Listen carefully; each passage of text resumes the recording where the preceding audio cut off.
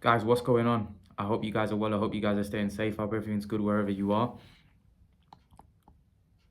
Guys, I hope you guys are staying safe. As I promised, I was going to do some videos today. First video I wanted to do about Kell Brook. Obviously, we're a week away from the weigh-in. This is going to be a massive fight in the sense that I think a lot of people have actually been drawn in. A lot of people are saying they don't care about it.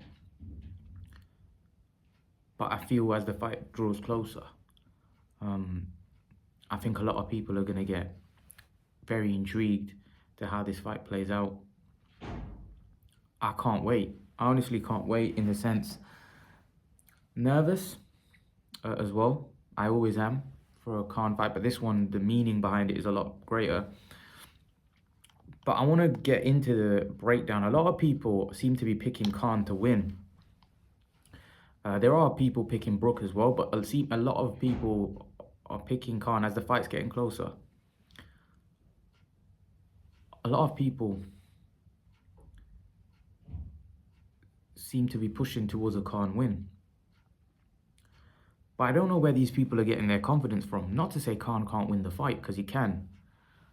I just don't know where a lot of people are getting their confidence from. Taking all my biases aside, I want Khan to win. But wanting him to win and him winning are two different things. And for me, I haven't been as unsure about a fight in a very long time. I just genuinely don't know who's going to win this fight. I genuinely don't know. And that's taking all my biases aside. I don't know who's going to win. I think any scenario is possible. Any outcome is possible. And that's why when I feel staggered when some people say, I know who's going to win this fight. I've been watching boxing a long time now. And I don't see how you could be sure about Khan winning this fight or Brook winning this fight. Kell Brook is a very big guy.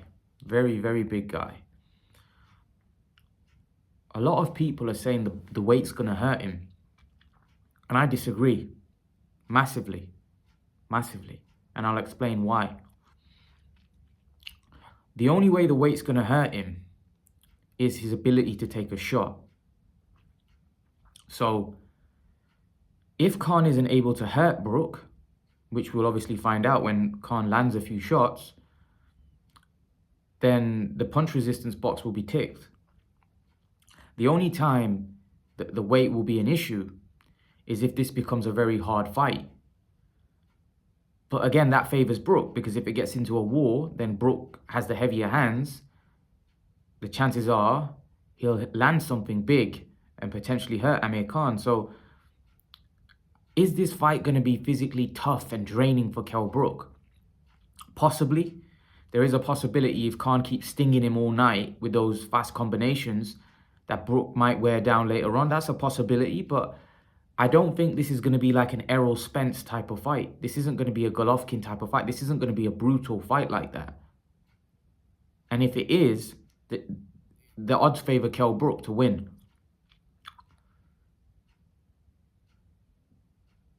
I can't pick a winner. Honestly, I can't pick a winner. And I'm biased. I want Khan to win. I still couldn't pick a winner, but I'm taking my biases aside. I don't see who wins. One's got damaged eye sockets. One's been out the ring for 3 years. His punch resistance in his prime was questionable, and now we don't know whether it's diminished even further. Kell Brook is a bigger man. I think Kell Brook's got decent power and enough power to hurt Amir Khan. I never was that high on Brook's power where he's a kind of he's not a Canelo puncher by any stretch of the imagination. He can't hit as hard as Canelo, but he definitely hits hard enough to hurt Amir Khan and knock him out. That's for sure, especially at this point anyway. And power doesn't leave you. Even when you're old, power, as George Foreman, as a heavyweight, proved, came back at such a late age and knocked and won the heavyweight champion of the world, but became the heavyweight champion of the world. So if George Foreman at such a late age, I know it's different with the lighter guys, the heavier guys, they have serious punching power to hit you out with. But so could Brook here, because Brook is strong. He's big. He's a lot bigger than Khan. Look at the size of Kell Brook. When you see Kell Brook and Amir Khan in the ring, Khan will look half the size. He'd look half the size. He'd be so much smaller, and that favors Kell Brook massively. Imagine being such a bigger guy. And the rehydration clause, like I said, all of those things are only going to take its toll if it's a tough fight and Brook's getting battered or it's a grueling fight. I can't see it being like that. Unless, like I said, Khan's battering him from pillar to post with his fast hands movement. You know, and Amir Khan can't do that anymore. Let me break this down. I think this fight's going to come down to this, in my opinion. How does Brook react to Khan's speed early on in the fight? And how well does Brook take Khan's shots? Because at this age, when you get older, your punch resistance diminishes. And also, generally, even when you're in your prime, when you get caught with shots that you don't see coming, and there is a possibility Khan could catch Brook with shots that you don't see coming, they hurt the most. Most boxers will tell you that when you get caught with a shot you don't see coming, they can hurt you and wipe you out. If you look at the Crawford fight, when Brook fought Crawford, he got caught with a shot he didn't see coming. He leaned over, overstretched with a jab, and Terence Crawford countered him with a hook jab, and he didn't see it coming. It hit him right on the eye. He didn't see it coming, and he was all over the place. Khan doesn't have that kind of mastery like Crawford, but he has hand speed, and that hand speed can catch you when you don't expect it. And I think the first 3 or 4 rounds are going to be crucial. If Kell Brook gets past the first 3 or 4 rounds, I favour him to win. But it's whether he can get past those first 3 to 5 whatever rounds, the early part when Khan's fresh. Because the chances are, if Kell Brook gets past 4 or 5 rounds, he would have taken a lot of punishment from Khan. Do you understand? The other thing is, if he does take a lot of punishment, how does that affect him in the second part of the fight? Does he wear down? There's a lot of things. But I would favour Brook if he gets past 4 or 5 and he's still looking fresh, still looking good. I think the heavier guy, the bigger guy, has a greater chance of landing something because Khan's going to slow down. And when Brook lands something, there's a good chance he could take him out. Plus, Brook isn't like a wild fighter. He's quite a technically sound fighter. And remember, Brook is the bigger guy here. We're talking about a guy that's way bigger. Amir Khan has a 2-inch reach advantage. Brook, I think they're about the same height. Khan has a 2-inch reach advantage, which is nothing really.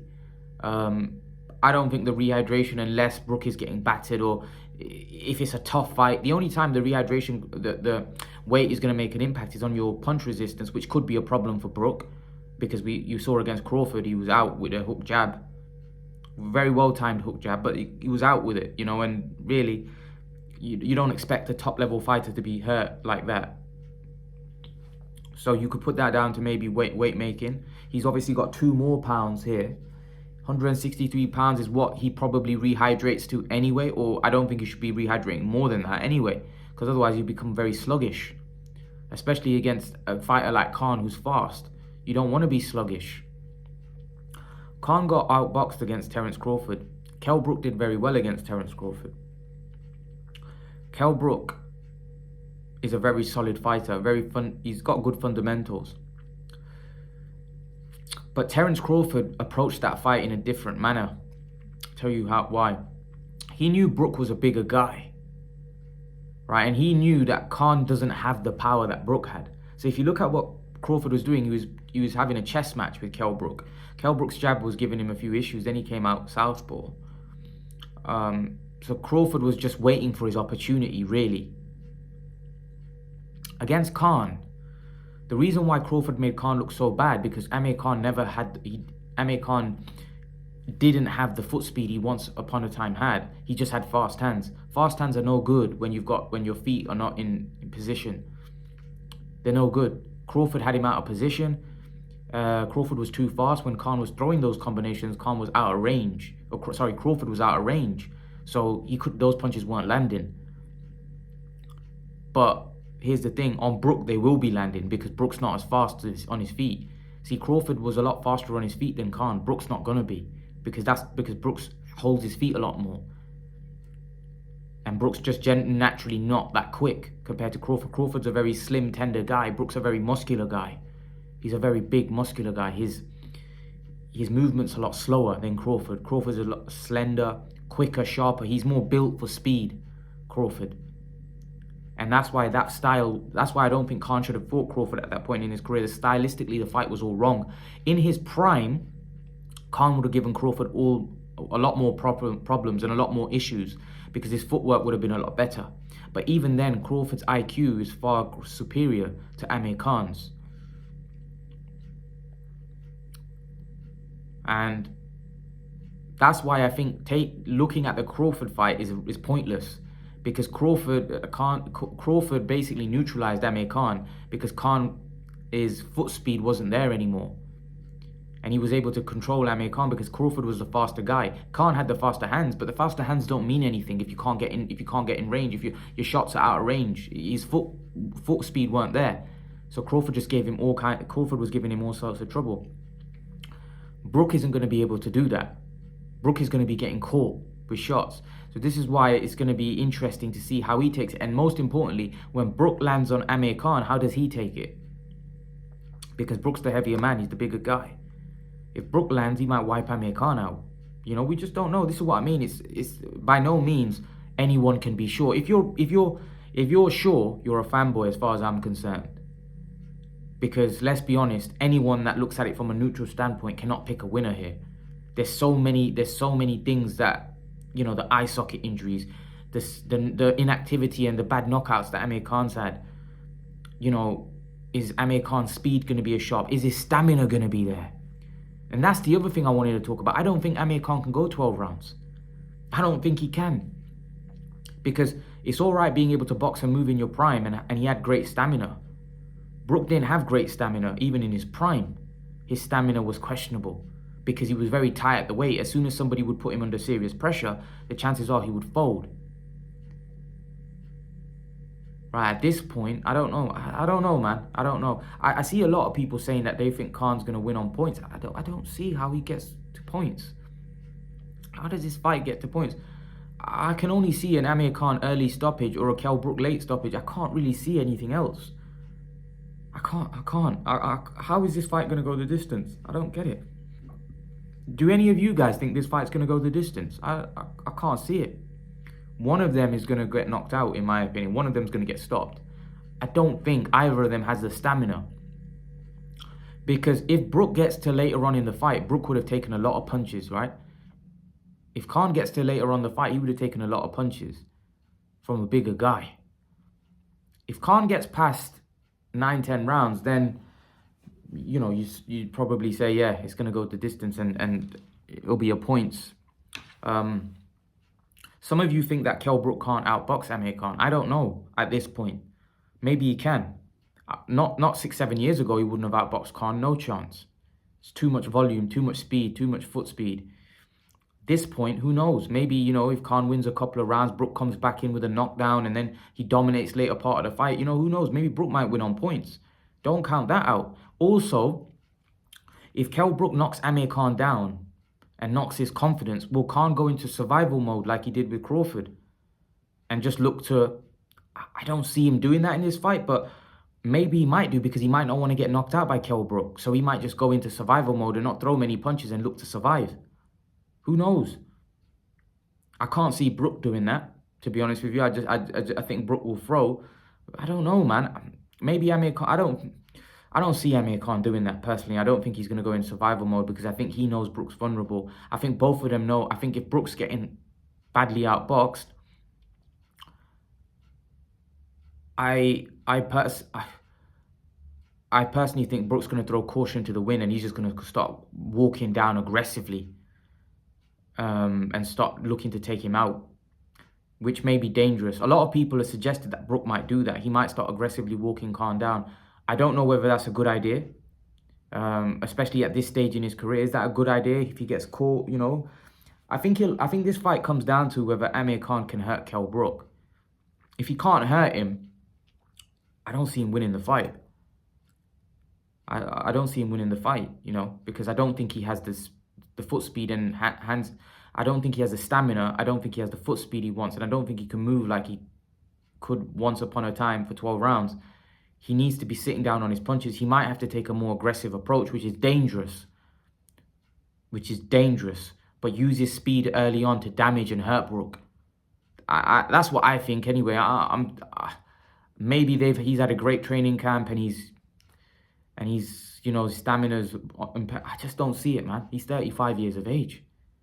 How's he going to go the distance? I don't see it. Like, remember, that sort of style is a very energy-consuming style. It's a young man's style, Khan style.